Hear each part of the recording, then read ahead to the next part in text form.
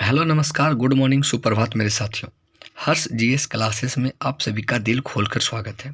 आइए आज का क्लास प्रारंभ करते हैं और आज के दिन के जितने भी करंट अफेयर के महत्वपूर्ण क्वेश्चन बनेंगे सारे इस वीडियो में डिस्कस किए जाएंगे और सारे क्वेश्चन एग्जाम के पॉइंट ऑफ व्यू से बहुत ही महत्वपूर्ण होंगे। ध्यान से सुनेंगे, नोट करते चलेंगे और अगर कहीं कोई प्रॉब्लम होती है तो आप हमें कमेंट बॉक्स में कमेंट करें और मैं ज़रूर रिप्लाई देने का प्रयास करूँगा। ठीक है, तो चलिए आज का क्लास प्रारंभ करते हैं, आगाज़ करते हैं आज की क्लास का। और ये है मेरा यूट्यूब चैनल, आप इसे ज़रूर से सब्सक्राइब कर लें। एक लाइक एक शेयर आपसे जो ज़रूर मैं रिक्वेस्ट करूँगा अपने इस चैनल के ग्रो के लिए, और ताकि आप हमें सपोर्ट करें, हम आप आगे बढ़ें और आपके लिए दिन प्रतिदिन नई वीडियो के साथ आपके साथ रूबरू होते रहें। तो आज का मोटिवेशनल कोट्स है कि जब लक्ष्य जीतने का हो तो उसे हासिल करने में कितना भी परिश्रम आने में कोई भी मूल्य चुकाना पड़े, आपको चुकाना ही होगा। ठीक है, तो लक्ष्य के लिए पीछे नहीं हटना है, बस निरंतर प्रयास करते जाना है। और ये जो है किसी भी तरह की अचीवमेंट जो है आपसे क्या मांगती है, कुर्बानी मांगती है, परिश्रम मांगती है। ठीक है, तो उससे हम लोग को पीछे नहीं हटना है। मैं भी उसी कैटेगरी का हूँ, आप भी उसी कैटेगरी के हैं, तो मैं भी निरंतर प्रयास कर रहा हूँ, आप भी निरंतर प्रयास करते रहिए और आगे बढ़ते रहिए। ठीक है, एक दिन ज़रूर बेहतर परिणाम देखने को मिलेगा। तो चलिए आज का क्लास का प्रारंभ करते हैं। और आज 11 अक्टूबर डेट है, मैं 10 अक्टूबर का वीडियो अपलोड किया हूँ और उसके बाद आज मैं फिर कुछ समय उपरांत मैं फिर एक वीडियो आपके लिए 2011 ये 11 अक्टूबर का वीडियो भी मैं करंट अफेयर अपलोड कर दूंगा। ठीक है, ये 10 अक्टूबर का एक दिन के पीछे का वीडियो है। ठीक है, इसे देखना ना भूलेंगे। चलिए क्वेश्चन शुरुआत करते हैं और आज के दिन का पहला प्रश्न है, हाल ही में 36वें राष्ट्रीय खेल 2022 में पूजा पटेल योगासन में कौन सा पदक जीता है? तो इसका राइट आंसर है स्वर्ण पदक। और 36वें राष्ट्रीय खेल का आयोजन कहाँ हो रहा है? गुजरात के 6 शहरों में 36वें राष्ट्रीय खेल का आयोजन किया जा रहा है और पूजा पटेल पहले हैं जो योगासन में स्वर्ण पदक हासिल की है। चलिए अगला प्रश्न है, हाल ही में विश्व बैंक ने वित्त वर्ष 2022-23 में भारत की आर्थिक वृद्धि दर कितने प्रतिशत रहने का अनुमान लगाया है? तो 6.5 विश्व बैंक के द्वारा वित्त वर्ष 2022-23 में भारत की आर्थिक वृद्धि दर लगाने का अनुमान लगाया है। ठीक है, अगला प्रश्न है, हाल ही में नामीबिया से लाए गए चीतों की निगरानी के लिए कितने सदस्य टास्क फोर्स का गठन किया गया है? तो 9 सदस्य टास्क फोर्स का गठन किया गया है कि ये जो मोदी जी का बर्थडे के दिन लाया गया था नामीबिया से चीते, ठीक है, इसके लिए 9 सदस्य का गठन किया गया है। और इसमें एक बहुत ही खुशखबरी की बात है कि जो चीता है, एक चीता जो थी उसका नाम आशा रखा गया है और वो प्रेग्नेंट है, इसीलिए आशा के साथ उसका और क्या हो, विकास हो, इसीलिए उसका नाम आशा रखा गया है। ठीक है, अगला प्रश्न है, हाल ही में हॉकी सुल्तान जोहर कप 2022 का आयोजन कहाँ किया जाएगा? तो मलेशिया इसका राइट आंसर है। मलेशिया में हॉकी सुल्तान जोहर कप 2022 का आयोजन किया जाएगा। ठीक है, अगला प्रश्न है, किस राज्य सरकार ने दुबई के साथ विभिन्न आर्थिक गतिविधियों के सहयोग करने के लिए समझौता ज्ञापन हस्ताक्षर किए हैं? तो हरियाणा सरकार के द्वारा दुबई के साथ विभिन्न आर्थिक गतिविधियों में सहयोग करने के लिए समझौता ज्ञापन किया गया है। और अभी एक I2U2 किया गया था, जो बताइए कि किस किस देश के साथ ये संबंध है? तो I2U2 का संबंध किन देशों से है? तो इंडिया, इजराइल, UAE और USA। ठीक है, इसका संबंध है I2U2 से। अगला है, वायु प्रदूषण को नियंत्रित करने के लिए किस केंद्र शासित प्रदेश ने एंटी डस्ट अभियान की शुरुआत की है? तो ज़्यादा डस्ट कहाँ उड़ते हैं हमारे प्रदेश में? तो आपको पता होगा कि ये दिल्ली जो है कि हमेशा इससे विवादित रहा है और हमेशा इस पे कानूनन कार्रवाई करने से पीछे नहीं हटा। हमारी दिल्ली सरकार अरविंद केजरीवाल हमेशा दिल्ली को स्वच्छ प्रदूषण मुक्त बनाने के लिए निरंतर प्रयास में लगे रहते हैं। ठीक है, चलिए अगला प्रश्न है कि किस संस्थान ने central bank digital currency CBDC पर एक कॉन्सेप्ट नोट जारी किया है। भारतीय रिजर्व बैंक ने सेंट्रल बैंक डिजिटल करेंसी पर एक कॉन्सेप्ट नोट जारी किया है RBI के द्वारा। ठीक है,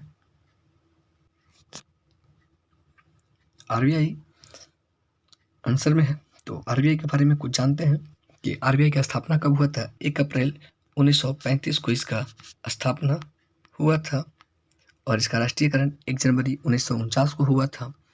यंग हिल्टन आयोग की सिफारिश पे इसका गठन किया गया था और ये कलकत्ता से इसकी राजधानी मुंबई की गई थी। ठीक है, अभी वर्तमान इसका हेडक्वार्टर कहाँ है, मुंबई में है और इसके 25वें गवर्नर कौन है, शक्तिकांत दास जी है। ठीक है, चलिए अगले प्रश्न को देखते हैं। हाल ही में किस राज्य के राज्यपाल ने ऑनलाइन जुए को नियंत्रित करने के लिए अध्यादेश जारी की है, मंजूरी दी है। तमिलनाडु राज्य के द्वारा ऑनलाइन जुए को नियंत्रित करने के लिए अध्यादेश लाया गया है। ठीक है,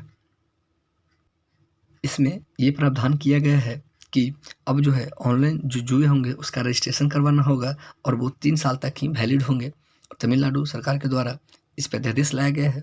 ठीक है, जो कि यहाँ के राज्यपाल हैं आर के रवि के द्वारा अध्यादेश लाया गया है। 1 अक्टूबर 2022 को ही ये लाया गया था। इसका जो आर्टिकल है, ये जो कौन सा आर्टिकल के तहत राज्यपाल अध्यादेश लाते हैं, तो 213 के द्वारा और राष्ट्रपति 123 के द्वारा। ठीक है, इसको भी याद रखिएगा। मैं ज़्यादा लिख नहीं पाता हूँ क्योंकि मैं मोबाइल से वीडियो बना रहा हूँ तो थोड़ा प्रॉब्लम होती है। ठीक है, तो डोंट माइंड, आप साउंड को सुनेंगे और नोट करते हुए चलेंगे। भारत और किस देश ने न्यू एनर्जी टास्क फोर्स की गठन की है, तो भारत और अमेरिका ने न्यू एनर्जी टास्क फोर्स का गठन किया है। अगला प्रश्न है, किसके नाम पर देश का पहला बहुकला सांस्कृतिक केंद्र खोलने की घोषणा की गई है, तो नीता अंबानी के द्वारा भारत का पहला बहुकला सांस्कृतिक केंद्र खोलने की घोषणा की गई है। अगला प्रश्न है, गल्फ रॉयल ने किसे अपना ब्रांड एम्बेसडर नियुक्त किया है, तो स्मृति मंधाना को गल्फ ऑयल अपना ब्रांड एम्बेसडर नियुक्त किया है। स्मृति मंधाना को, इनका संबंध क्रिकेट से है और ये महिला क्रिकेटर हैं। अगला प्रश्न है, IDBI बैंक में हिस्सेदारी को प्रस्तावित बिक्री के बाद LIC और सरकार की संयुक्त शेयरधारिता कितनी प्रतिशत होगी, तो 34%। इसका राइट आंसर है कि IDBI बैंक में हिस्सेदारी की प्रस्तावित बिक्री के बाद LIC और सरकार के संयुक्त शेयरधारिता का प्रतिशत जो होगा 34% इसका रखा गया है। अगला प्रश्न देखिए, किस राज्य की दिखो नदी में मछली की एक नई प्रजाति खोजी गई है, तो दिखो नदी में मछली की एक नई प्रजाति खोजी गई है। इसका संबंध किस राज्य से है, नागालैंड से है। अगला प्रश्न है, किस बैंक ने इस स्मार्ट वायर सुविधा की शुरुआत की है, तो ICICI बैंक के द्वारा स्मार्ट वायर सुविधा की गई है। अगला प्रश्न है, किस राज्य के राज्यपाल ने ऑनलाइन जुए को नियंत्रित करने के लिए अध्यादेश लाया है, तमिलनाडु सरकार के द्वारा। शायद क्वेश्चन ये हो गया है। ठीक है, अगला प्रश्न है, 10 अक्टूबर 2022 को पूरे विश्व में कौन सा दिवस मनाया जाता है, तो 10 अक्टूबर को विश्व मानसिक स्वास्थ्य दिवस मनाया जाता है। विश्व मानसिक स्वास्थ्य दिवस मनाया जाता है। अगला प्रश्न है, हाल ही में रिपोर्टर्स के अनुसार बाल विवाह के मामले में सबसे खराब स्थिति किस राज्य की है, तो झारखंड सरकार की है कि बाल विवाह के मामले में सबसे खराब स्थिति झारखंड सरकार की है। अगला प्रश्न है, भारतीय रिजर्व बैंक ने किस नाम से एक नई सुपरटेक पहल की शुरुआत की है, तो RBI के द्वारा एक पहल का स्टार्ट किया गया है। इसका नाम है दक्ष। ठीक है, अगला प्रश्न है, राष्ट्रीय स्वयंसेवक संघ ने किसे समाज सेवा के लिए सेवा रत्न पुरस्कार से सम्मानित किया गया, तो रतन टाटा जी को राष्ट्रीय स्वयंसेवक संघ के द्वारा इसे समाज सेवा के लिए सेवा रत्न पुरस्कार दिया गया है, रतन टाटा जी को, याद रखेंगे। अगला प्रश्न है, किस देश ने 66 बच्चों की मौत के बाद WHO ने भारत निर्मित कफ सिरप के खिलाफ अलर्ट जारी की है, गोम्बिया में 66 बच्चों की मौत के बाद WHO ने भारत निर्मित कफ सिरप के खिलाफ अलर्ट जारी किया। तो ये थे आज के सारे महत्वपूर्ण करंट अफेयर के क्वेश्चंस। इसे आप देखेंगे, नोट करते चलेंगे, याद करते हुए चलेंगे, ठीक है। तो ये वीडियो कैसा लगा आप बताएंगे हमें कमेंट बॉक्स में, और अपना एक लाइक, एक शेयर हमें ज़रूर प्रदान करें, ताकि मैं और आगे ग्रो कर सकूं और आपके लिए बेहतर वीडियो बना सकूं, और दिन प्रतिदिन जो सुधार होती है वो सुधार किया जाए और आगे बेहतर करने का प्रयास किया जाए। तो मिलते हैं अगले प्रश्न में। जय हिंद, जय भारत, ठीक है।